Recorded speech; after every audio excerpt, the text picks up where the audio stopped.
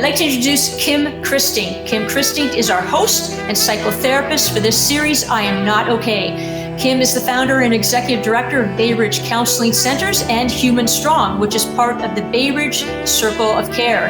He is an author and creator of several mental health programs in the area of mood disorders and anger management. For several years, Kim hosted a call-in national TV talk show called Nightlight and has appeared on numerous national talk shows speaking to the issues of mental health and relationships. Over his 40-year career, Kim has intimately worked with thousands of individuals, couples, and families to help navigate the challenges of mental, emotional, and relational health.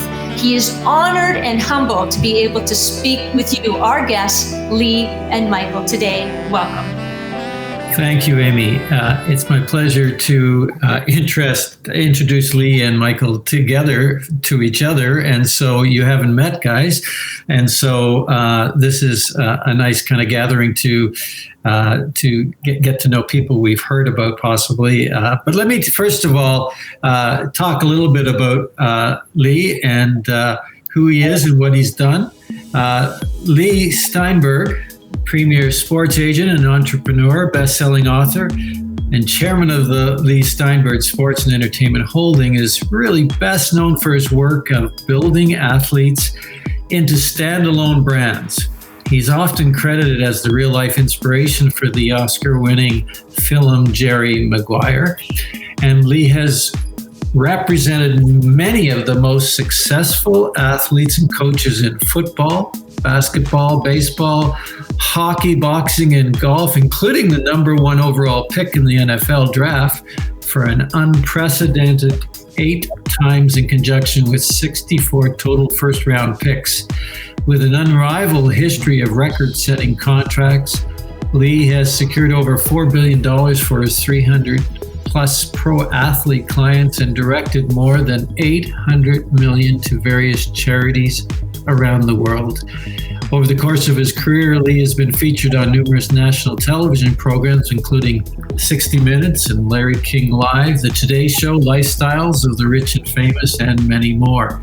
He's also been profiled in a host of magazines, including Business Week, Sports Illustrated, ESPN, People's Forbes, and others. And he currently resides in Newport Beach, California. Our second guest is Michael Weckerle. He's often referred to as the rock star in the world of Canadian finance, known for his shrewd value spotting in the fields of tech, biotech, and media. Michael is currently the director and major investor at Mogo Finance Technology, Inc. He's also the owner and CEO of the El Macombo in downtown Toronto, an entertainment venue, production facility, retail store, and the largest recording studio on the Eastern Seaboard, which he has revived and renovated for the age of life's streaming. He's a partner in the Canadian franchise of Wahlburgers, a Boston-based chain of restaurants. He was also an investor in the Canadian reality show Dragon's Den for 4 years before he, in the 9th year, appeared as well on the program. Michael lives in Toronto and is a doting father to 6 children. He has donated millions of dollars to various philanthropic interests, as well as a youth outreach organization called Seeds of Hope and the acclaimed Baroque opera company, Opera Atelier. Guys, welcome. So today's conversation, I want to jump right into it, is surrounding mental health and what good does talking do. Today, more than ever, we breathe stress like oxygen. We stand on guard like battle-worn soldiers and strut around like we are bulletproof. But inside, we sense the threat. We sense the enemy, and that is why we're chasing the help. So you don't have to, for our listeners. Welcome to the first episode of our investigative journey into I Am Not Okay. Hopefully a raw and authentic conversation about mental health, men and women, and the pandemic of an unseen Taliban that wears down even the mighty warriors amongst us, even to our knees. So today we are recognizing that men particularly are struggling on what it means to be strong. and we are often wrestling with an enemy we cannot see. Today, we want to visit the quote unquote internal situation room in order to understand what perhaps is the greatest enemy we'll ever face, and that is ourselves. So I guess the question is it a waste of time to navel gaze, or does talking about feelings and our wounded past actually help? Let's begin with you, Lee. I'm wondering, was there a time when you were internally not okay but did not know it? Well, when I was young, I suffered from low-level depression. And occasionally the world would get very dark and foreboding, and it was hard to see light at the end of the tunnel. Now, meds have pretty much helped with that. And then where I had trauma in my background, I went and had a treatment called EMDR, which has to do with fast, rapid eye movements, tapping, metronome. And it was able to take those traumas and neutralize the emotion behind them. So I could remember the event, but didn't get triggered to do that. And then I had a long struggle with alcoholism, and I crashed back in 2010.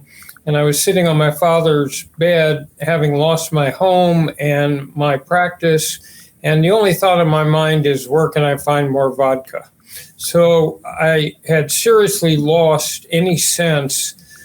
My dad raised us with two core values: treasure relationships, especially family, and try to make a difference in the world and help people who couldn't help themselves. So we were hardwired to try to make a difference. And all of a sudden I'm sitting there and I had lost any sense of proportionality. And I realized I'm not a starving peasant in Darfur. I don't have the last name Steinberg in Nazi Germany. I'm not really plagued with any physical conditions other than self-induced. What excuse do I have not to live up to those admonitions? So I'm now in my 12th year of continuous sobriety. But in my work, the most important skill is listening. It's, can you draw another human being out, cut below the surface, and understand their deepest anxieties and fears and their greatest hopes and dreams? So as men, any women listening, I'm sure will agree, we're not quite as apt to share our internal emotional feelings as easy as some women can. And so I've got in another man and a client, cut below the surface and understand, again, see the world as they see it, and their greatest anxieties and fears and their greatest hopes and dreams. So without talking, it's all buried below, and we pretend or maintain the facade of normality, but it's not the reality. Thank you. And so for how long in your life did you not know you were okay? So probably for about 2 or 3 years, I was struggling with alcohol, and I hadn't been a big drinker younger, so I didn't recognize that eventually it had changed my brain. So volition and the ability to just say no had left. And so I was confused and distressed. If there's anyone out there who happens to be struggling with abuse of a substance and is confused and hopeless, just know help's available. There are 12-step programs, and you can come back to a happier life. Great, thank you. And Michael, what about yourself? I guess I just want to be able to chat and hear. Is there times when we aren't even aware that we're struggling? Has there ever been that in your story where you were not doing okay or well and you really weren't conscious of it? Yes. I've kind of was identified with Lee on some of his stories. Mine goes back further, where I started in the industry of the stock market back in 1982, 83 era. And I rose up the management group quite fast because I was social, I was quick, I was hardworking, I was an A personality, I was highly competitive. It's always been something that has been with me. However, along with that, in the environment you're in, became a social environment that involved a significant amount of dinners, travel, and oftentimes involved alcohol. So in my years after starting at one firm and then starting my own firm with a group of other 3 partners, we all became very successful in the mid-90s. One of our partners had left due to alcoholism, and I said, geez, I'm not that guy. But in essence, looking back in hindsight, I was a functioning alcoholic in the sense that I could still work 7 days a week. I could still work from 6 a.m. or 7 a.m. right to the end. A change in my life came where I realized that it was not working out. My wife, who passed away in 2010 and 2006, 2007, after having 4 children in 3 years, of which the last were twin boys, a beautiful pregnancy, everything was happy, went into a slight depression that I believe was postpartum, but then it led into other factions because she was not a drinker, but had trouble sleeping, had trouble with anxiety. So I always thought that I could deal with everything and my drinking was not a problem. But as it continued on, it started to affect her. Our relationship took a turn. It was very aggressive. It was very difficult at the time with raising children, young children at that. The children at this time are 20. The twins are 20. The girls are 22, 23. My eldest daughter is 30. And what I call my chosen son, who I adopted at the age of 12 or took care of from a tough area in Toronto at Jane and Finch. He is now 26. And Lee, he would be proud that I'm talking to. He's the youngest NBA agent in Canada that just got his course. So that I was with on this podcast. He'll be very excited. But with that, and all the trials and tribulations, I felt that giving back was key. I spent a lot of time doing things, but because when I went through this difficult time, I had a breakdown in 2006, 7, and it led to me taking time off work. Again, I thought I could beat it myself. I didn't go for much help. I did go to CAMH, and I did find that they gave me a way to get back, and successfully I got back within 3 to 6 months. Kind of 3 months, I felt better. But it was a period of time that was extremely dark. I contemplated suicide. I contemplated, what am I doing? I was at the top of my career at the time. And, I got through that period of time. But I think that if I had to give someone advice, it would be take time for yourself. I did not do that. I did not address it. And that led to the unfortunate, tragic death of my wife in 2010 because she also had issues, both emotionally from her childhood and from, ongoing day-to-day issues of just what the world is. It was keeping up with the Joneses, keeping up with that facade that, you want to be the person, you want to be the wife, you want to be the perfect woman, you want to be the person that has the best clothes and the best cars. And living that life, it was quite a while. And you realize that, you turn all that back to go back to start over again. And there's no redo in life. So if I have to look at one part of life that I found was integral, because if you don't take care of yourself, you cannot take care of other people. And when I did not take care of myself, I went into relapse back in, let's say, post her passing. It was a spiral. I didn't want to deal with it. My children were in grade school. And at that point, my abuse went both from a substance level and an alcohol level. And all of a sudden, 7 years went by like it was nothing. Wow. I've been able the last 3 years to reduce the exposure in substance. And currently I am no longer drinking, but I still fall back on that. I have seen often people try to encourage others to go back to where they were because in that state of mind, you become very helpful to them in a negative way. And one of the changes that I made was to make a change for two reasons. One is the people in my life, because outside of me, I can't control what other people do.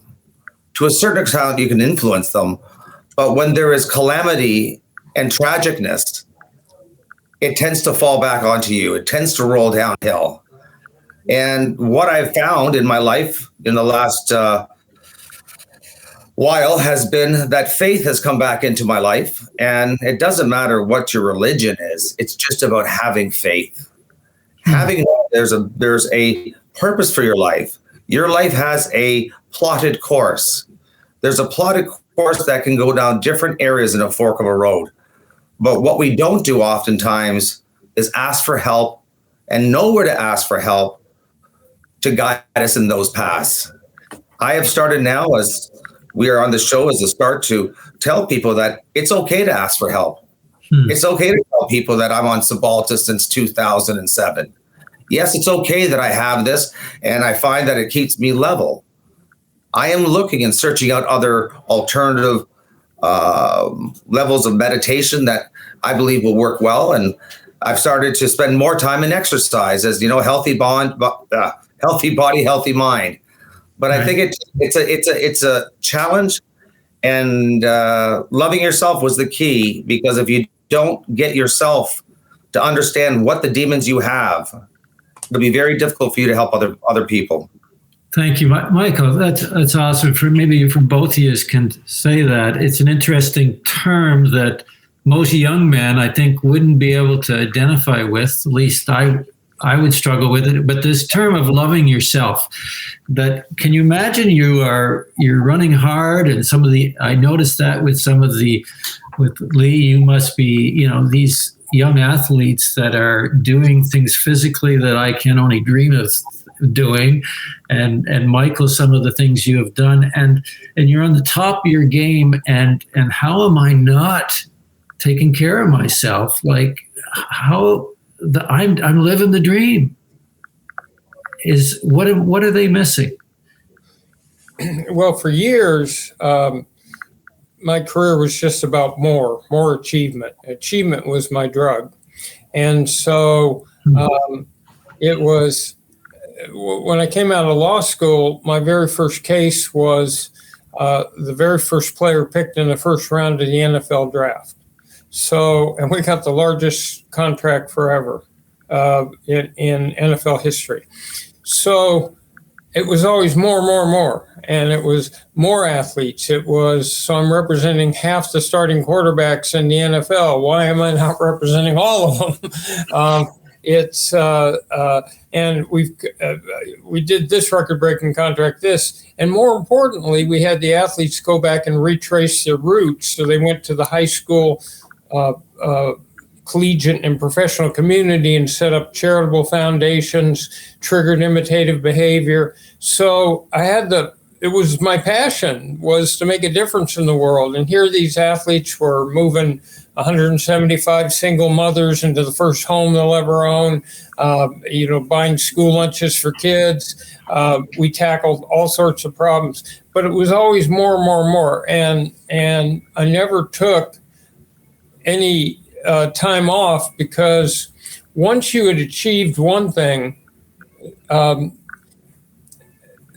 then the rest of the world was gaining on you, and you needed to focus on the next thing and the next thing and the next achievement. And pretty much 35 years had gone by, and I treated my body like a machine. It was, I lived in my mind. And so not enough sleep, tough it out. Not enough, got to travel to 12 cities, do it, and it was, so there was never any real sense of self-care. And today, I realize that notwithstanding, grandiosity, I probably am not going to live forever. And there might be some things to sustain my health. so I walk 15,000 steps a day and very competitive on Fitbit. I have a personal trainer 3 times a week. I've had 90 sessions of hyperbaric oxygen, which is supposed to extend the telomeres. I did a brain treatment called RTMS, which is like Woody Woodpecker against your skull, but it sharpens your brain and brings you back. And next week, I'm heading to Colombia where I'm having stem cells injected. So I've gone from being oblivious to whatever my health was to being hyper-focused on it. And but we have a tendency to treat our bodies like machines, in the workplace. And simply go on and go on and go on. And there was never enough. There was never enough achievement. It didn't matter if you dominated this sport. Well, how about the next one and the next one, and the next one? And so I chose to do something as a profession, which is what I loved, which was sports, making a difference in the world, writing, working on movies, moving the agenda. So, but the hardest part with athletes is the fact they're in complete denial about their health. So I'm living with a group that has ignored pain and ignored injury forever. And if you try to counsel them on long-term health, it's an abstraction. If you try to counsel them on the fact they may actually end a career, that they block that out to be able to function at a high level. Right. And one of the things I've taken on now is the fight against concussion and trying to find a way with TBI. So I've held 16 concussion conferences because one of the things that affects males who are in collision sports is the after effect that it has on their mental health. One of the side issues with concussion is depression and dementia. So I deal with it in my work and now in my life. Thank you. That's really interesting, and I guess from what I find interesting is that you two gentlemen, but all of us have a very various degrees of intelligence and competitiveness and giftings, but this tendency to ignore some things in our lives. And Michael, can I ask, so while you might have been struggling in areas, was there anyone in your life that could see, even when you couldn't see, that you were struggling? My dad had early dementia. So when I was moving at, a very fast pace, he saw me and everything was fine. When things became problematic, I'd have to say my family, including my sisters and my mother, were there to guide me through this. And then, of course, the doctors that I went and saw. I found that therapy with talking with someone that could, say that you're not alone in this. There's other people that go through what you go through. There are famous politicians, famous athletes, famous individuals. There's famous doctors that go through this, and you're not alone. You can find where this bottom is, but you have to find it yourself. You have to go out. You have to want to change. And I failed changing, and I kept telling people, the only time you fail is when you quit. If you keep trying, you haven't failed. And it's human nature to make mistakes. I made lots of them. But when times go tough, the often negative side of life is there's a lot of onlookers that will wish for your demise. And on an emotional basis, especially in sports, I believe, is if you're traded and you didn't think you should be traded, or you didn't get started because you should have been started, whatever the rationale is, or you're not as good as you used to be, you find that you're replaced with a younger individual. There's a whole bunch of things that come into play. And, we're all not Tom Brady, When you look at him as being a great example of physical fitness and he seems to have everything together. But that being said, I don't know that either. But I would rather have people, when people are down, ask what they can do. And when they do something well, pat them on the back rather than curse them and wish their demise because they feel bad about themselves. That has been the biggest thing I see around myself, around my other individuals I know, and around my children. It was difficult growing up, with a single parent. Mother's Day was a very difficult day for my children. And they had to, raise the bar. And I had to raise the bar. And when I disappointed them, it was even harder. So I believe that, yes, I think that there is a very clear view that you need to have balance, and balance is different to everyone else, but do not be afraid to ask for help, and do not be afraid to compliment someone, and don't be afraid just to call up and say, just want to see how you're doing. Do you need some time? And it could be a lot of different places for that. But my parents, God bless them, they're both passed now, but my mother was a very strong person in my life. And her view was, as long as you have your health, you don't need anything else. Even though in this material world we live in, we feel disappointed, dejected, rejected, and ashamed. And I think that we have to change that view. It's not based upon a dollar sign. It's based upon, how you live and what you do to make a difference, as Lee pointed out.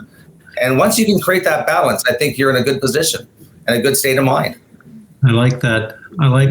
I certainly can.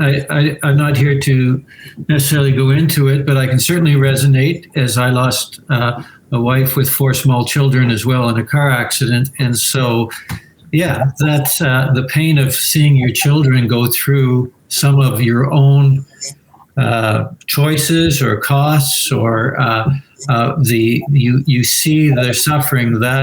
That seems to get us men, and then of course we tend to, whether it's in our competitiveness or our inability to ask for help, we seem to be struggling with this need to be good enough, and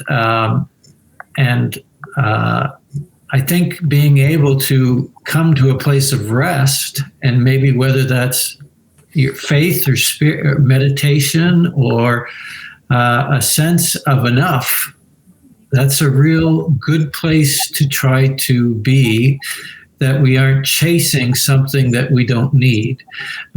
Certainly. Can I ask you, gentlemen, did you ever hear your fathers express to you that they weren't okay? No, my father was a rock. He didn't drink. He didn't drink coffee. He didn't smoke. And he was the rock in my life. He had very strong values about honesty. We were raised, our only purpose in life was to help other people and be as happy as we could. And when he died in 2004, it really destabilized me, because I had never found unconditional love like that anywhere else, not in my marriage, but my father was always there, and he was really strong. And so what happened with me is that in quick sequence, I lost my father to a long, ugly death to cancer. And I had always thought if you work harder and you're creative, you could fix most any problem. And yet I couldn't protect my father. And then my 2 sons got an eye disease called retinitis pigmentosa, which starts with night blindness and leads to a narrowing of the visual field. So my oldest son is legally blind, and the second one is in his last year of being sighted. And there was nothing I could do to protect them. And then we lost a house to mold, which plagued some beachside cities, and we had to knock it to the ground. So now I can't keep a roof over my family. I can't protect my father. I can't protect my kids, and I felt powerless. I felt like Gulliver on the beach, tethered down with Lilliputians sticking forks in him. And it's not the having to win everything, I know life will have disappointments. It's the sense that I could try. And that's what sort of broke me. It was the sense of powerlessness that there's nothing I can do. And part of what I've learned over these last 12 years of working 12 steps and doing some other things is that people live through these awful moments. They lose children, they lose wives, they lose husbands, they get cancer, they get sick, and you don't have to drink over that. That's not necessarily the solution. I got to the point where I numbed myself because I couldn't handle this cascade of things. So that and men don't share so easily. So I took all this on myself, and I felt destabilized. So, but I've learned that there's a way to deal with those problems. So there's nothing ever in work that caused difficulty. It was all the powerlessness of my private life. And yet you had some kind of mentorship in your dad, though, that said that to be a man is a rock. But like for me, Lee, the only time I ever saw my dad cry was getting in the car to go to his father's funeral. And he wouldn't show it. He's just behind. I saw it in the mirror. And then when my sister passed away. But very seldom did that mentor ever sit down and say, I'm struggling. And I'm wondering if that's part of what we're doing today to other men, is saying that we also struggle. What about you, Michael? Did you have a father that ever show that humanity, that it is okay for a man to struggle and still equate that with being strong? I never really saw my father, complain about not being strong. However, in his days, as I mentioned, he got early diagnosed and went into dementia and then full-blown Alzheimer's in a very short period of time. I saw him go through struggles and tribulations in his sleep patterns. And I find myself sometimes getting into those times where sleep becomes deprived from you. And it's not because you don't want to sleep, is that you have that ruminating mind that continues on. When my father did go into Alzheimer's, he was fortunately he didn't drink very much. A few beers probably or so, or a glass of wine, but was not very much for that. He was very religious and a very good person. But when he went into his dementia and then Alzheimer's, his body was very strong, but he had incurred 4 strokes. So he was unable to talk or feed himself. And I only saw him cry without speaking. And I would come there and his eyes would water as I would look at him. At first, my dad was a very peaceful man, but at first the dementia and Alzheimer's became very violent to other people. And then after the strokes, it turned into more of a sedated position, but you would see a smile or a cry, even though he was not functioning on his own accord, whether it be speaking or his own eating habits or bodily functions. And I guess I hid from it. I was, saddened, and it just didn't seem like this was happening. And I think that's part of the healing process I had to go through, because he went on so long with it. He went on for a good 7-8 years and under that condition. And I found that was troubling, but I believe that he did have issues, but never outspoke about them. And I realize that now, and I wish, it's like that song, I'm going to be just like you, son, I'm going to be just like you, Dad, is that I didn't want to say anything either. And I'm, part and parcel because of the way that, we were taught as young adults that, keep it within your boundaries, don't do anything wrong. And therefore you tend not to talk about this. And it wasn't until I've got involved with people that had gone through the same issues I was going through that I was more open about it. And I, with my children now, spend quite a bit of time talking about I don't feel well today, and I need your help. And it could be something as much as cleaning the house, or something as just pick me up, or just come by and live beside me.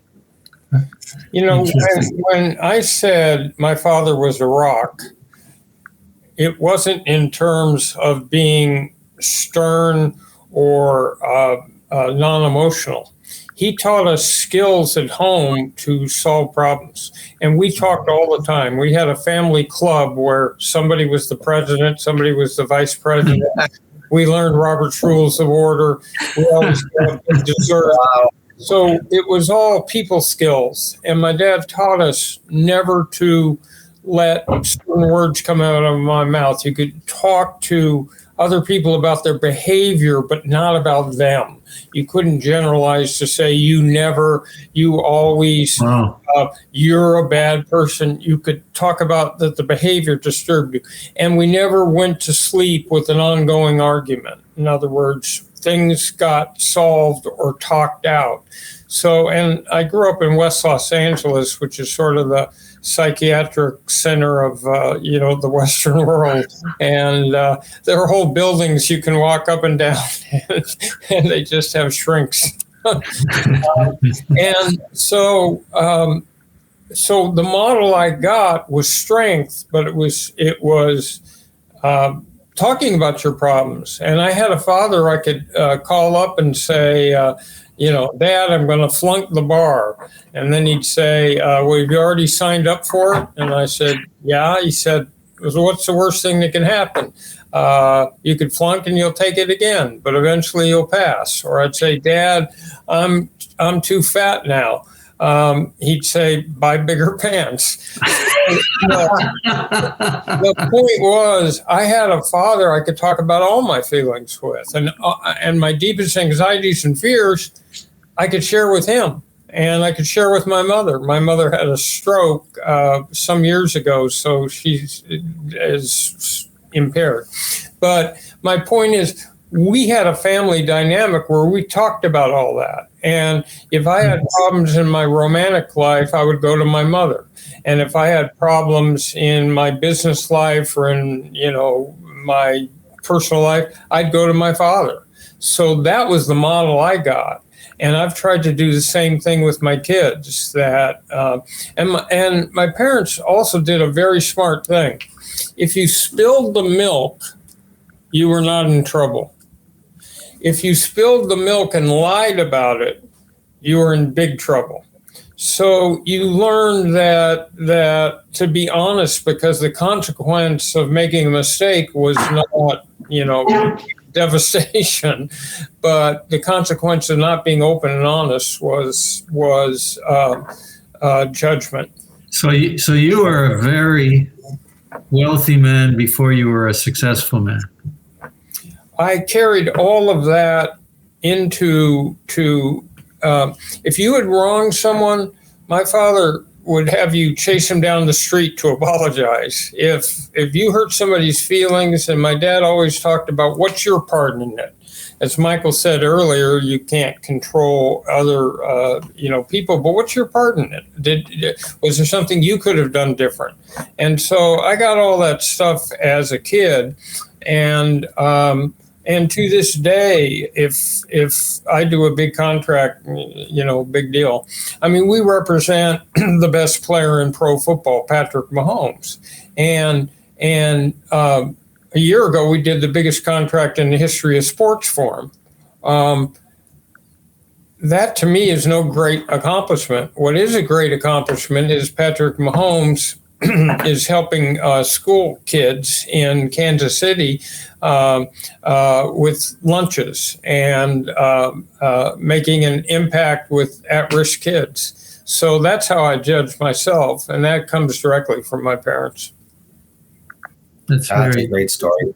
It is a great story, and it does. We sometimes get lost on what, as we talked about, the spiritual aspect of finding a sense of meaning. And it sounds like your father was very principled. And so the principles in having great anchors like that. And some of the things, like you say, we in the psychological or family systems world, we would call them having family meetings. But he was doing this decades before, and teaching those skills.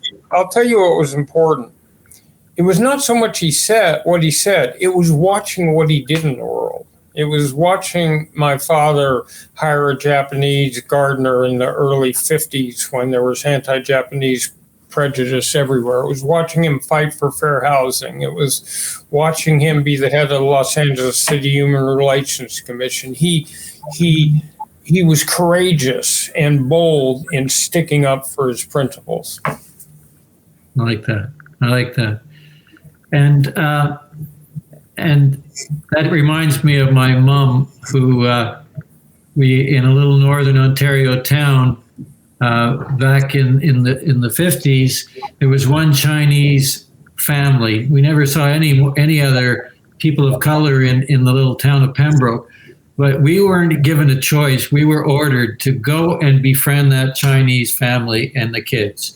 You go there, they are alone. You become their friend. There was no choice involved in that, and I've often thought of that.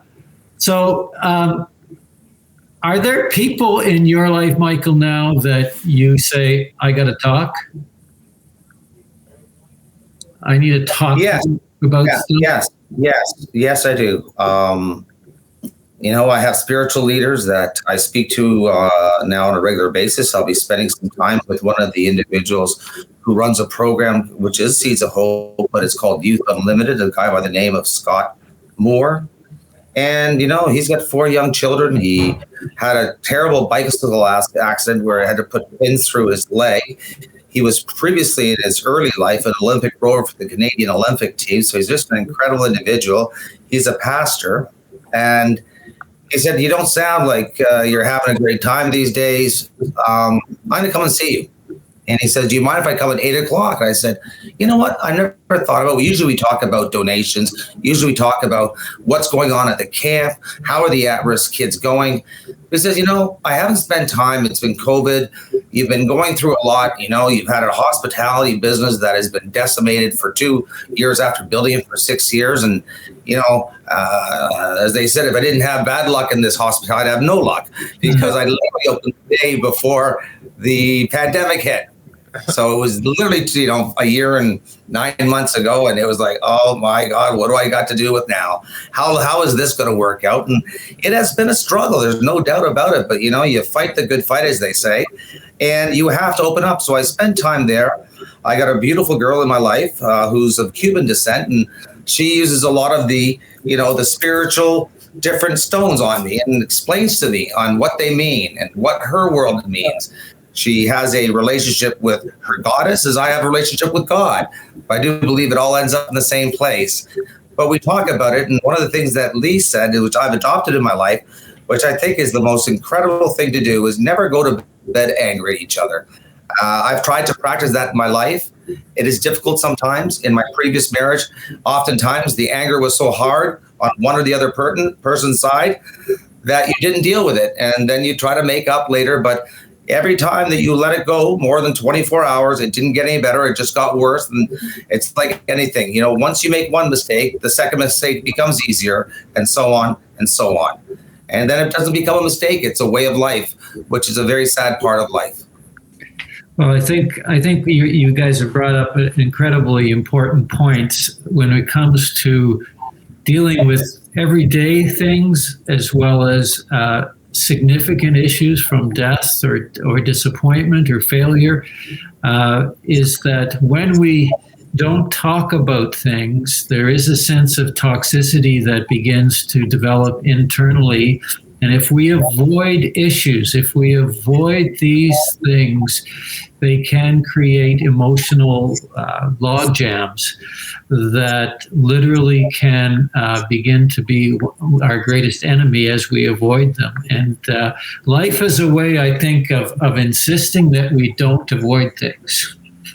that if you can avoid it so long, but it does catch up, and it's, the sad part is not so much that you avoided it as much as there's been so much time wasted in not being free from those things. And we don't, I find that we do not become, are allowed to live wide open and free. We are limiting ourselves and our potential when we don't talk about even the things we're afraid of or that we're ashamed of. And so I think that the whole point of talking, we are social creatures, guys, by nature. I'm an introvert, but you guys are, I would think out in the world there, you guys have been more extrovert and are able to lean on those gifts as well. But it's in our inability to stay having conversations with ourselves about asking ourselves, am I happy? Am I okay? If not, what in the world's going on? And then, of course, having somebody, because on one hand, talking is so critical to learn to do that, to say I'm struggling. But the magic from a therapeutic stance is that if there's a reciprocal, compassionate listener alongside, the magic does not happen unless that is part of the system or the completion of the circle. And so part of the question is, do we have someone that we can say, I'm not okay, who can actually compassionately, non-judgmentally listen, as your dad or your mom and sisters or whatever can do at times. And that is where I think we become strong. We become strong as humans because we are saying, this is who I am. Is it okay? And when we're loved and accepted in that changes us. It expands us. And my own personal theory is that if we ever stop growing, we lose joy. Joy comes when we move and grow, and we sometimes get that confused with competition or achieving more or having more.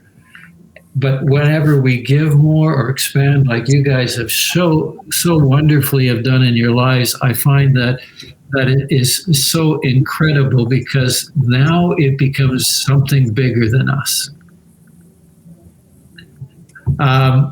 Any thoughts just before we wrap up today?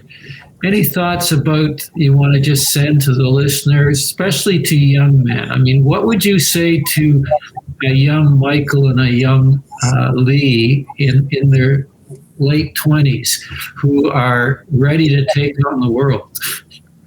Well, so go ahead, Lee. Go ahead. What I tell my clients and friends is to do an internal inventory of what your values are and what your priorities are all the time, and make sure that it reflects where you are. So how important is short-term economic gain, long-term economic security, family, geographical circumstances, the size of a city, rural, urban, proximity to your parents? How important is making a difference in the world? How important is autonomy? How important is belief in what you do? How important, and you go on and on and on. But if you can have internal clarity as to what really will fulfill you in life, not what fulfills the person on TV or your perceived sense of another person, right? Because like on social media, people put their best representation up, right? So you can look at it and say, oh my God, that person has a great job. They have a wonderful parenting skills. They have such nice skin. They have all the rest of it. So when you compare your internal doubts with someone's external presentation, it can make you feel unworthy, right? And all the rest of it. But if you have internal clarity and you're always in touch with not what makes the doctor happy, not what makes, but what actually, if you could find inside yourself, what actually is it that fulfills you? So then you can get closer to being mentally healthy. And then surround yourself with people who share the same values as you do, and who believe in the same things, who care about the same things. And that's a great support system. But always keep in decision making, you can, if you've got those basic values, you can lay out the alternatives until you never get into cognitive dissonance, where you're torn between two poles and all the rest of it. And there are times when you have to step back and go to a planetarium and realize that we are this tiny little planet in this infinite galaxy. The Earth has been here 5 billion years, and we're in this little finite period of time.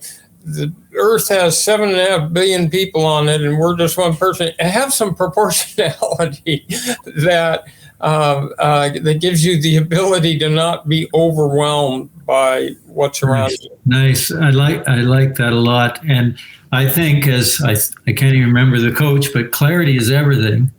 And internal clarity is really critical. And I would suggest that talking about those things helps bring clarity.